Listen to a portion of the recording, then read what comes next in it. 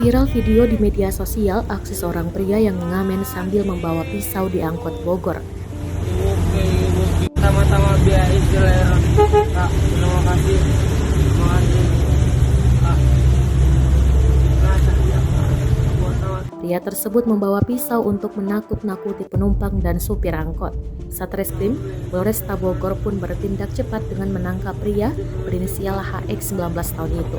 Pelaku ditangkap di tempat tongkrongannya, kawasan Mawar, Kota Bogor. Kasatreskrim Polresta Bogor Kota, Kompol Doni Erwanto mengungkapkan pelaku meminum minuman keras terlebih dahulu sebelum menjalankan aksinya. Dari warganet kami melakukan penyelidikan dan tidak lama kami berhasil menangkap. Selain menggunakan senjata tajam dan minum minuman keras, HX ini juga menggunakan modus berpura-pura meminta bantuan untuk kebutuhan anak dan keluarganya. Padahal diketahui AX sendiri belum menikah. Dalam menjalankan aksinya, pelaku ini melakukan aktivitas ngamen di seputaran SSA.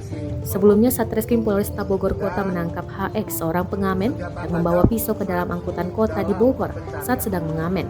Aksi pelaku tersebut viral setelah seorang penumpang perempuan berani merekam aksi HX.